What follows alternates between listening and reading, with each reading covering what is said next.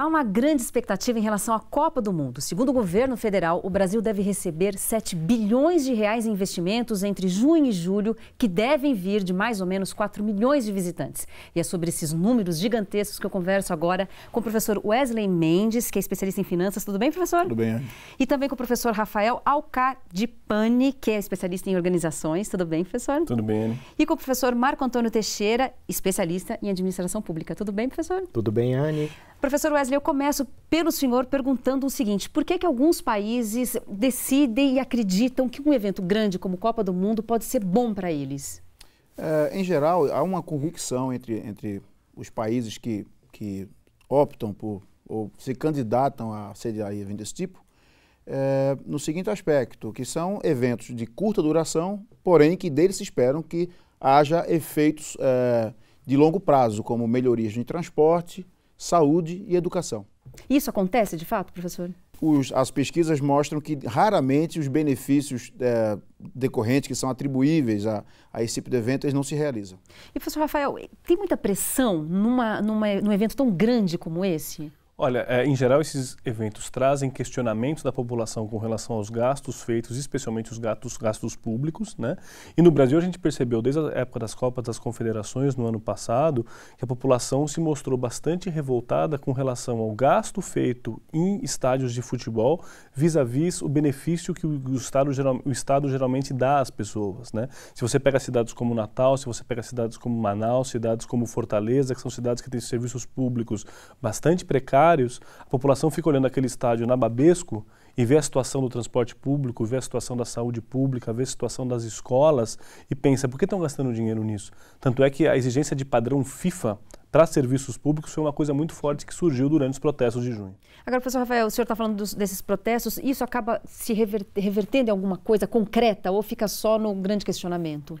Olha, eu acredito que os protestos eles têm um papel de pressionar os políticos para que se mude a forma de se fazer política no Brasil.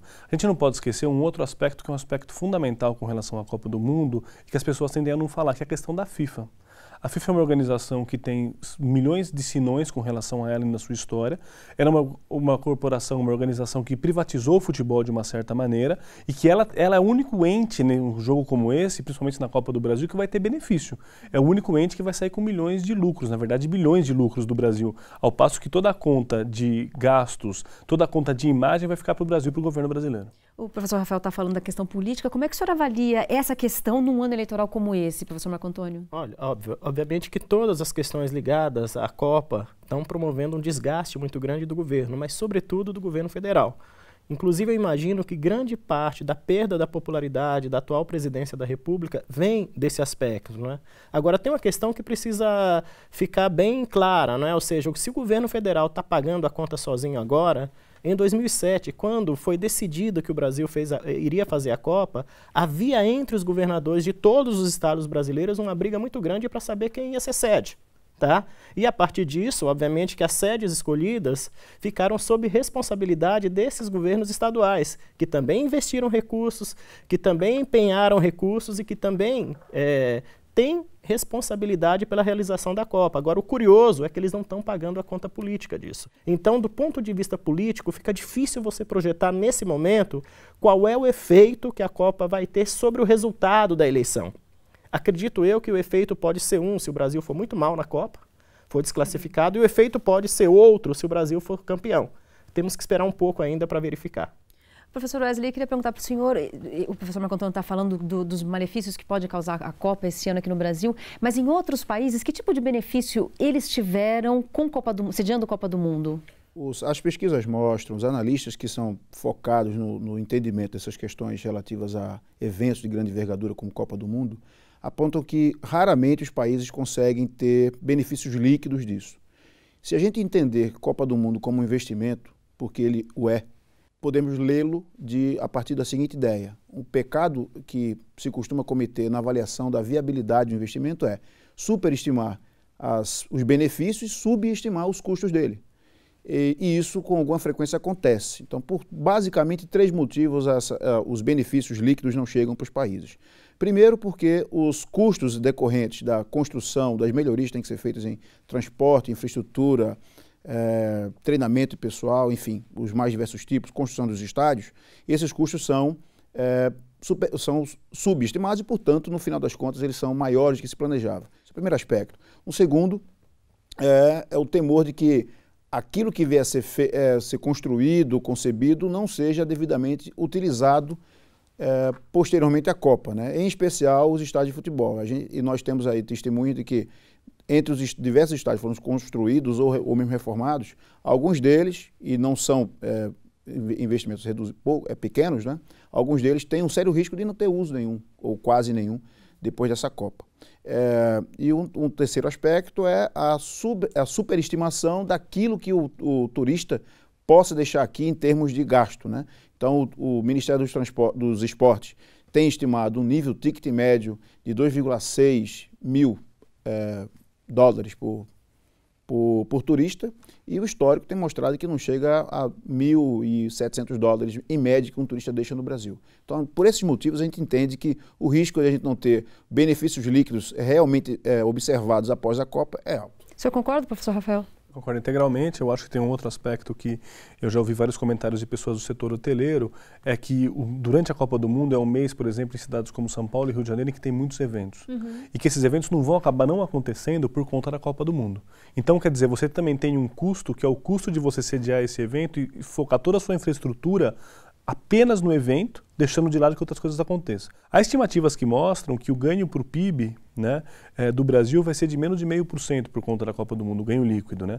Há outros estudos que mostram, os mais pessimistas, que a Copa do Brasil ela vai custar mais do que todas as outras Copas juntas, né? Então esses são números muito sérios e que colocam para a gente uma grande interrogação com relação ao benefício da Copa do Mundo. E a última coisa que eu acho que é fundamental a gente lembrar é que a Copa do Mundo está fazendo que a gente perca a vontade de assistir futebol. É verdade. Você não vê as pessoas falando de Copa do Mundo, você não vê as pessoas falando de seleção brasileira, você não vê as ruas pintadas. Diferentemente, né? De outras Copas. Diferentemente de outras Copas. Então, assim, eu acho que tem um custo que é um custo do nosso próprio divertimento. O Brasil parece triste e o Brasil parece com medo de sediar uma Copa do Mundo, o que era completamente o inverso do que todos imaginavam.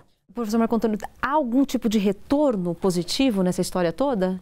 Olha, do ponto de vista da expectativa, deveria haver muito retorno positivo. Agora, obviamente que se você pega os números, recentemente se colocou que daquilo que se consideraria o legado vai ser entregue 40%. E provavelmente terá que se retomar os 60% para se continuar depois. A pergunta que eu faço é, com a tradição que nós temos de não dar continuidade a obras depois do evento, será que nós vamos retomar de maneira adequada? Quem é que pode cobrar isso e de quem que a gente cobra isso, professor? Então aí tem uma questão super importante, Anny, que o Rafael estava colocando quando ele colocou a dimensão das manifestações, né? Eu creio que essas manifestações têm um efeito pedagógico importante, que é o efeito do aprendizado mesmo, ou seja, a sociedade está aprendendo a cobrar qualidade. Tá? E, ao mesmo tempo, ela está agendando governantes no sentido de eles também terem uma outra relação com a política pública, que é a relação do melhor aproveitamento do dinheiro e do não desperdício. Eu creio que um dos grandes aprendizados daqui para frente é exatamente as pessoas conhecerem mais do que é o investimento público, conhecerem mais do que é uma prioridade pública e cobrar os responsáveis, tá? Pela consecução, sobretudo, daquilo que seria um legado social, ou seja, melhor mobilidade urbana, melhor política pública de habitação, em cima daquilo que se prometeu na Copa. Eu creio que esse é o aprendizado super interessante que nós vamos levar daqui para frente. Agora, do ponto de vista, Anny, estratégico, a Copa foi uma decisão. É bom nós pensarmos que ela foi tomada num período em que o Brasil crescia quase 7% ao ano, em que o Brasil, do ponto de vista do IDH, passou a ser visto como um país de IDH alto, superou 0,8, né? O contexto mudou. Totalmente. A conjuntura mudou totalmente. Então, aquilo que se previa como bônus virou um ônus difícil de ser carregado. Professor Rafael, e o legado que a Copa do Mundo deixa para o Brasil? O que o senhor acha que fica de tudo isso? Do meu ponto de vista, vai ficar uma vontade de que as coisas mudem no país, de que se tenha mais cuidado com o dinheiro público, de que se tenha mais cuidado quando se toma esse tipo de decisão, no meu ponto de vista. Existe um outro legado que eu acho que é um legado de imagem que é interessante. A imagem internacional que se tem do Brasil é que são um povo feliz, contente, que dança futebol, que mulheres estonteantes que usam biquínis e vão para a praia.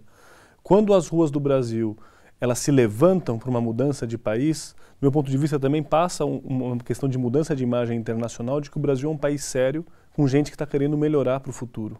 né? Então quebra um pouco aquela imagem estereotipada, tropicalista, digamos assim, do que era o povo brasileiro e do que passou a ser o povo brasileiro a partir dessa perspectiva da Copa do Mundo, né? Como o professor Marcos estava falando, né, quando a Copa foi decidida há anos atrás, era o auge, o apogeu do governo Lula, se você for pensar. Era o apogeu do lulismo.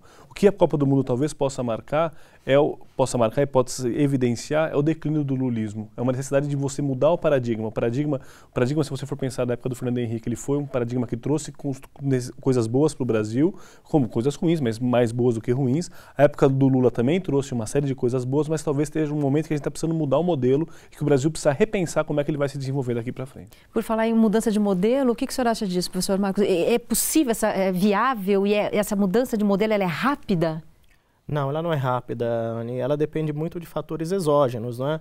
A Copa, para mim, representa aquilo que na literatura da ciência política a gente chama de conjuntura crítica, ou seja, depois dela, nada vai se comportar da mesma maneira. O que fica daqui para diante, aí essa mudança é muito importante, é que a sociedade percebe que ela é capaz de agendar governos, que ela é capaz de colocar na agenda de governos temas que os governos não estavam dando importância naquele momento. Do ponto de vista da mobilização social, em termos de política pública, no Brasil é inédito.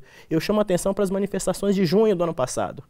Qual foi o prefeito que, durante a campanha de 2012, colocou mobilidade urbana na sua agenda de campanha? Nenhum. E de lá para cá, de junho para cá, o tema mobilidade urbana não saiu mais da agenda de nenhum dos 3 níveis de poder. Quem fez esse tema entrar na agenda de política pública? A sociedade. E eu creio que a sociedade daqui para frente terá a capacidade de colocar na agenda governamental responsabilidade com dinheiro público. Nós estamos falando de Copa, mas nós temos as Olimpíadas 2 anos depois, não é?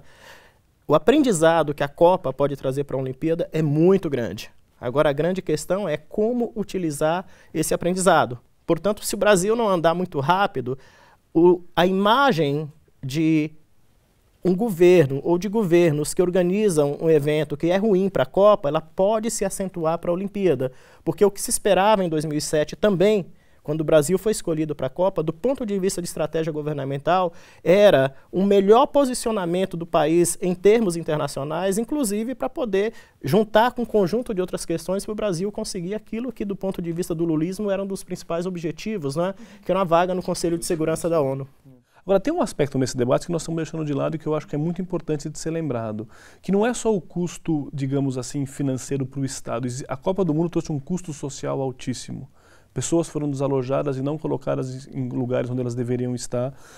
Aluguéis em torno de estádios multiplicaram fortemente o preço, excluindo pessoas desses locais. O governo recrudesceu fortemente, os governos estaduais recrudesceram fortemente a ação policial contra manifestações, com casos claros de abuso fortíssimos, principalmente no estado do Rio de Janeiro, na Polícia Militar do Rio de Janeiro. Então existe todo um custo social da Copa do Mundo, que é um custo de recrudescimento das relações sociais no Brasil, de um aumento, de uma militarização, num certo sentido, tem muita gente que chama a Copa das tropas, né? E também da exclusão social, do aumento e do aprofundamento da exclusão social em um país. Não é à toa que os sem-teto estão aí fazendo toda esses protestos, né? Um movimento social que ele conseguiu ficar à margem da cooptação que o governo federal fez a grande parte dos movimentos sociais de esquerda, principalmente no Brasil.